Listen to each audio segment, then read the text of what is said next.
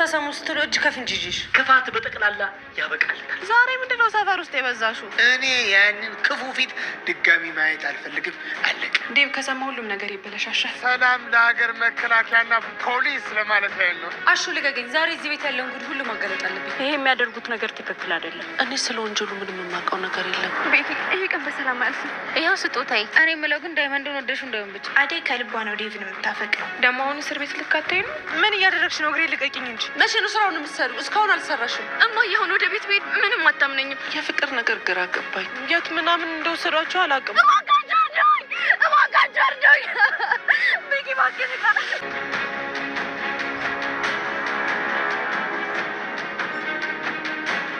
አደይ ሊዱ ጭራሽ ከዶክተር ጋር በጣም ታሳፍራለሽ። እሺ ጭራሽ ወንድሜ የለም ብለሽ እንደዚህ ታደርጊያለሽ? አረ ምንም አልሰራንም። ብቻ የማይሆን ነገር አስበሽ እንደ እንዴት አላስብም እባክሽ። ስትሳሳሙ እጅ ከፈንጅ ነው የያዝኳችሁ የምትለዋ ሊዱ ዶክተርና አደይን እያሳቀቀቻቸው ትገኝ ነበረ። ሊዱ በድንገት የዶክተሩን ቢሮ በርግዳ በመግባቷ እጅግ በጣም አሳፋሪ ነገር አይቻለሁ። አደይ እንዴት በወንድሜ ላይ እንደዚህ ታደርግበታለሽ? ትላት ነበር። አደይም ይህንን ነገር እየሰማች መቋቋም ስላቃታት ሊዱ እባክሽ እረፊ፣ እንደምታስቢው አይደለም፣ ምንም ያየሽው ነገር የለም ብትላትም ነገር ግን ታሳፍሪያለሽ፣ እንዴት ወንድሜ ላይ ከዶክተሩ ጋር ተባልጊበታለሽ? እያለችም ሊዱ እላፊ ነገር ስትናገር አደይ በጥፊ አጠናግራ ጥላታለች። ታዲያ ሊዱን በዚህም አልበቃትም። ወደ ሩታ ጋር እናም ወደ ቤት በመሄድ አደይ ወንድሜ ላይ ቺት እያደረገችበት ነው ስትልም ለሁሉም በመናገር ስሟን እያጠፋቸው ትገኝ ነበረ። ይህንን ነገር እያየችው አደይ ሊዱ ምንም ብትለው ዴቭ ያምናታል። አሁን ከዴቭ ጋር ጸብ ውስጥ መግባቴ ነው እያለችም በጭንቀት እየተወጣጠረች ትገኝ ነበረ። ዶክተሩም እባክሽ አደይ አንቺ አትጨነቂ፣ ይህ እንዲሆን አስቤ አልነበረም፣ በድንገት የተፈጠረ ነገር ነው፣ እኔ ዴቭን አስረዳዋለሁ፣ አንቺ ከዚህ በላይ እንድትጨነቂብኝ አልፈልግም ይላታል። አደይም እሺ ዶክተር በማለት ራሷን አረጋግታ ወደ ቤቷ ተመልሳ ትገኝ ነበረ። በሌላ በኩል ደግሞ ከቤቷ የተባረረችው ፍቅር ናት። የፍቅር እናት ከዚህ በላይ አንቺን የምችልበት አቅም የለኝም፣ ከአቅሜ በላይ ሆንሻል በማለት ፍቅርን ከቤት አባራት ትገኝ ነበረ። ፍቅር አሁን ላይ ወደ እነቤዛም እንዳትሄድ እናም ከነሱ ጋር አድማዋን እንዳትቀጥል እነቤዛ ያሉበት ሁኔታ ጥሩ ስላልሆነ ወዴት እንደምትሄድ ግራ እየተጋባችና እየተወዛገበች ትገኛለች። ታዲያ አሁን ላይ ፍቅር የምታደርገው መላው ሲጠፋባት የግዴታ አደይን ማግኘት አለብኝ ብላ በማሰብ ወደ አደይ ጋር ሄዳ አደይ እግር ስር ተደፍታ እባክሽ እማዬ ከቤት አባራኛለች፣ ምንም የምሄድበት ቦታ የለም፣ አስጠጊኝ ስትላትም ትገኝ ነበረ። ለሊና ባቡሬ ወደ ቤታቸው እየተመለሱ በነበረበት ሰዓት ያልጠበቁት አደጋ ገጠማቸው። ሰላም ጤና ይስጥልኝ ውድና የተከበራችሁ ቤተሰቦቼ እንዴት ናችሁ? እግዚአብሔር ይመስገን እኔ በጣም ደህና ነኝ። በያላችሁበት ሰላማችሁ ብዝዝት ይበልልኝ እያልኩኝ እንኳን ወደ ቻናሌ በሰላም መጣችሁ። ለዚህ ዩቲዩብ ቻናል ደግሞ አዲስ ከሆናችሁ ሰብስክራይብ ያደረጋችሁ ቤተሰብ ሆኑ። እንዲሁም ደግሞ ሀሳብ አስተያየትም ካላችሁ ኮሜንት ላይ ጻፍ ማድረግ ትችላላችሁ። ቪዲዮን ከወደዳችሁት ላይክና ሼር ማድረጋችሁን እንዳትረሱ። ለዛሬው ደግሞ ሰራተኛዋ አደይ ፊልምን ክፍል 265 ይዤላችሁ መጥቻለሁ። እስከ ቪዲዮ ፍጻሜ አብራችሁን ቆዩ።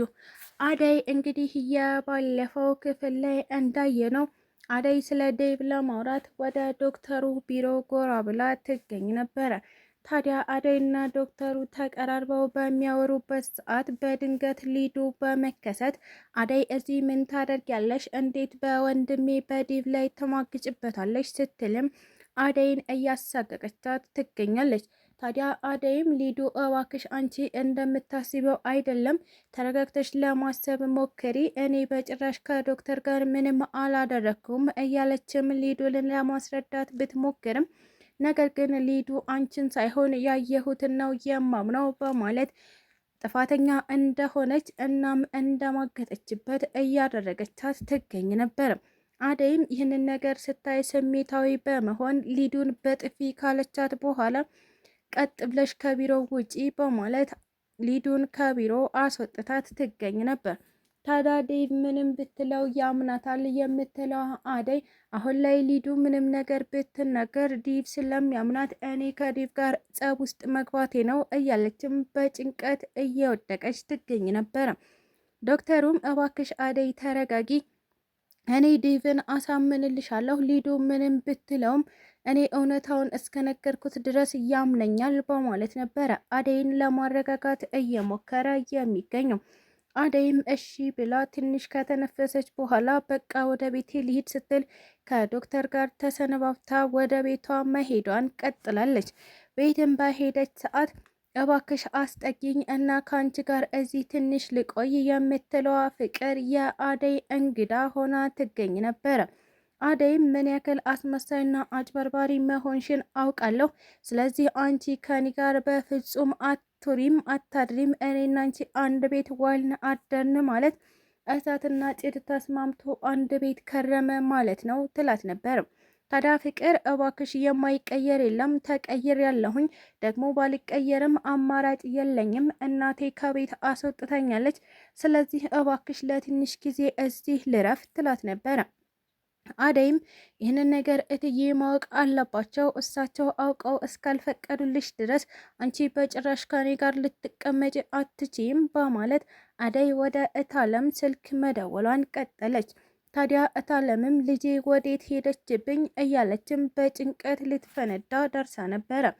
እታለም ፍቅርን ከቤት ካስወጣቻት በኋላ መጨናነቋ እንደቀጠለ ነው። ምክንያቱም ልጅቷ ምንም አይነት ጥፋት ቢኖርባትም ነገር ግን ከአንጀቴ የወጣች ልጄ ናት ትል ነበረ።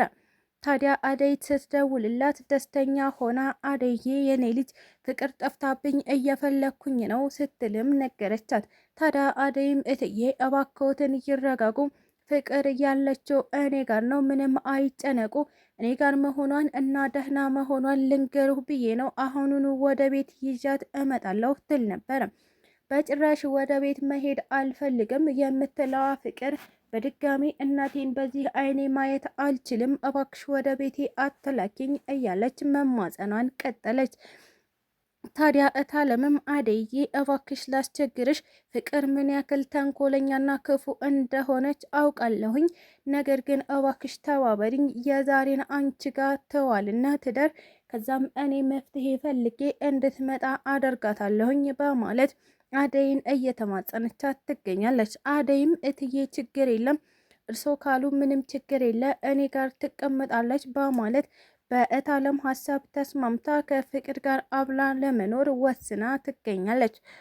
አደይና ዶክተር ሲባልጉ አገኘኋቸው የምትለዋ ሊዱ እያንዳንዱ ያየችውን ታሪክ እውነታ በማድረግ እየጨማመረች ለሩታ ነግረት ትገኝ ነበረ።